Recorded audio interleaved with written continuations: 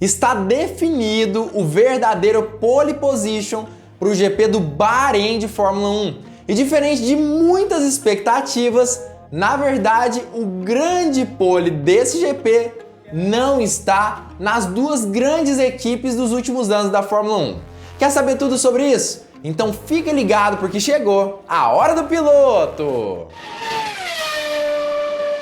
Alguns dos esportistas mais bem pagos do mundo fazem parte da Fórmula 1 e chegam a ganhar mais de 50 milhões de dólares todos os anos na categoria. Mas você sabia que você também pode ganhar dinheiro através da maior categoria do automobilismo mundial? Talvez você ainda não tenha certeza sobre quem vai vencer o campeonato mundial de pilotos ou de construtores, mas você já deve ter alguma ideia sobre quem deve ser o verdadeiro vencedor no final desse ano de 2022. E a 1xBet vem justamente para trazer essa oportunidade de você fazer o palpite para o seu time do coração ou para o seu piloto do coração sem sair de casa. E o mais incrível é que o Hora do Piloto trouxe a oportunidade para você de ganhar um depósito dobrado. Deixa eu te explicar melhor. Se você depositar R$100 na 1xBet, utilizando o cupom PILOTO, você ganha R$200 depositados na sua conta da plataforma. Primeiramente, você entra no site da 1xBet que está na descrição. Clica aqui em Esportes, clica nesse botão, rola aqui para baixo. Repara que já tem 5 possibilidades de aposta. Uma delas é justamente relacionada ao Campeonato Mundial de Pilotos. Olha só, tem a opção de que George Russell vai ganhar pelo menos uma corrida. A outra opção é que Lewis Hamilton iria ganhar 7 corridas. A outra seria George Russell ganharia 2 corridas. E tem diversas opções aqui. Eu acredito que no mínimo George Russell vai ganhar 2 corridas. Vamos apostar aqui R$100. Fazer uma aposta e ok. Então entre na plataforma, faça o seu registro, utilize o cupom de desconto e comece a ganhar dinheiro com a maior categoria do automobilismo mundial. Fala piloto, eu sou o Lucas Camargo, piloto de corrida há 10 anos e a qualificação do Bahrein foi incrível. A gente pôde ver esses novos carros da Fórmula 1 performando como nunca vistos antes. E na verdade foram até muito bem. É incrível ver essas novas máquinas e equipes, inclusive, batalhando entre si com uma igualdade incrível nesse GP. E acabou que o resultado foi bem diferente do que a maioria das pessoas esperavam realmente para essa qualificação do Bahrein. A gente teve um piloto que já não fazia pole position há algum tempinho na Fórmula 1. Tá que ano passado ele fez algumas, mas ainda assim era uma situação mais rara. Mas aparentemente nesse ano o jogo deve virar para Charles Leclerc na Ferrari. É claro que eu vou falar tudo sobre essa sessão aí de treinos qualificatórios nesse vídeo especificamente, mas antes eu queria te convidar do fundo do meu coração a deixar o seu like aqui embaixo, deixar o seu joinha, se você ainda não for um inscrito, já se inscrever aqui embaixo no canal. Eu já vi que 70% das pessoas que me assistem não são inscritas, então saia dessa estatística, já se inscreva aqui embaixo e ative o sininho para todas as notificações, porque é completamente de graça. Mas vamos começar a falar aí sobre essa questão da qualificação do Bahrein, falar tintim por tintim o que aconteceu exatamente e vamos começar das equipes que me impressionaram de baixo para cima ali, principalmente dos 10 primeiros, tá? Vamos começar pela Haas, de Kevin Magnussen, que conseguiu passar para o Q3 e aparentemente com uma certa facilidade. Quando a gente vai analisar ali o Q3 de Kevin Magnussen, a gente percebeu que ele conseguiu passar do Q1 para o Q2, do Q2 para o Q3 com uma certa facilidade. Parece que a Haas vem para ser competitiva sim nesse ano de 2022. Acabou impressionando a maioria dos fãs da Fórmula 1 e, se eu não me engano, ele conseguiu se colocar na 7ª colocação. Outra equipe que também impressionou demais foi a Alfa Romeo de Valtteri Bottas. Para quem pensava que Valtteri Bottas não iria talvez beliscar um top 3 ali na Fórmula 1.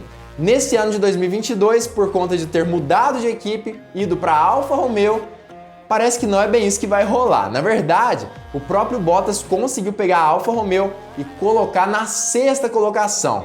Desempenho praticamente perfeito do piloto finlandês, que ninguém dava mais muita bola assim. Bottas está fazendo bonito com a Alfa Romeo e tem chance sim de um pódio, pelo menos na minha concepção, no decorrer desse ano de 2022. Agora, tirando essas duas equipes, que obviamente foram algumas das que mais impressionaram aí os fãs da Fórmula 1, quem estava assistindo aí essa qualificação, vem logo depois uma das equipes que o pessoal do Brasil mais gosta, principalmente por conta do seu piloto número 1, né? Que é Lewis Hamilton. Na verdade, a equipe Mercedes está sofrendo demais nesse ano de 2022. E sofreu muito principalmente no circuito do Sakhir, lá no Bahrein. Desde o Q1 a gente percebeu que a Mercedes não era tão veloz assim na qualificação. Na verdade, eu já tenho falado aí sobre essa questão da Mercedes estar com alguns problemas desde lá da pré-temporada, que a gente percebeu ela com problemas sérios de porpoising, esse efeito aerodinâmico novo, e poucas pessoas acabaram dando ouvidos, mas ainda assim, Hamilton tá tendo sim esses problemas. Aparentemente no Q1 ele entrou ali para a pista com um assoalho bem parecido com o que estava sendo utilizado por George Russell ontem, já que ele estava sofrendo menos com porpoising. E realmente o carro do Hamilton, o W13, tá quicando bem menos do que ontem, mas não dá para falar que é um carro muito estável, tá? Então desde o Q1 realmente Hamilton tem sofrido. George Russell também sofre com o W13 da Mercedes, mas tem andado até relativamente próximo de Hamilton. Pelo menos foi isso que aconteceu no Q1 e no Q2. No Q3, isso foi totalmente diferente. Isso simplesmente porque acabou que Lewis Hamilton tirou da cartola uma volta que ninguém esperava. Na verdade, ele estava andando bem mais lento do que as equipes de ponta até aquele momento, tomando mais de 2 segundos ali nos primeiros colocados.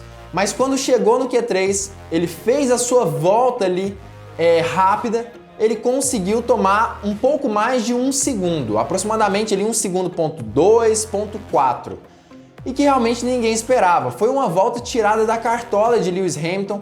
Eu esperava um resultado pior do piloto inglês, que acabou conseguindo conquistar a 5ª colocação nesse GP do Bahrein de Fórmula 1. Enquanto isso, George Russell, seu companheiro de equipe, acabou ficando pior ainda do que Lewis Hamilton.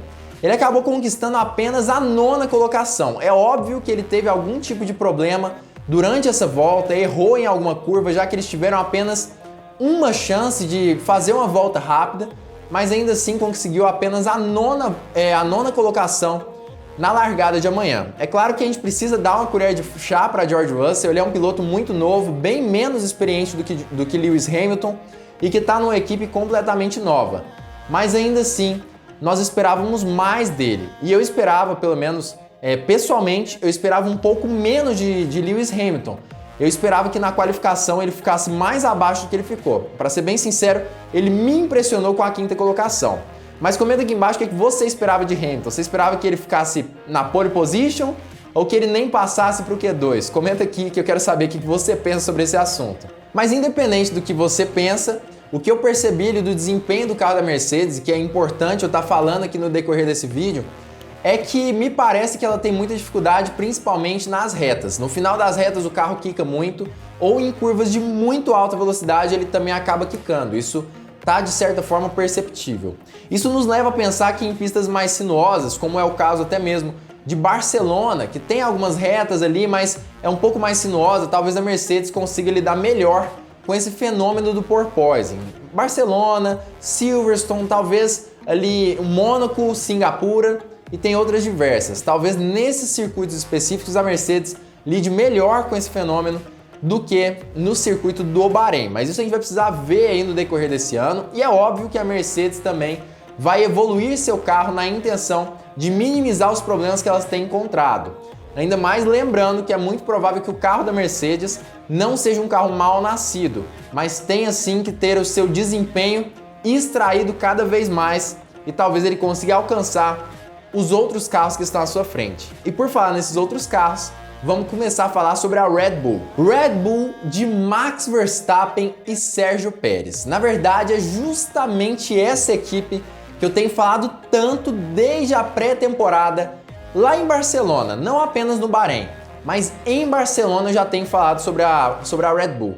É um carro praticamente perfeito. A gente viu Max Verstappen andando na ponta dos dedos desde o Q1 até o Q3. Um carro que não sai do trilho. Gente, é bonito de ver o Verstappen fazendo voltas rápidas no RB18. Realmente é um carro diferenciado que ele tem nas mãos nesse momento. E claro que o próprio Verstappen também é um piloto extremamente talentoso.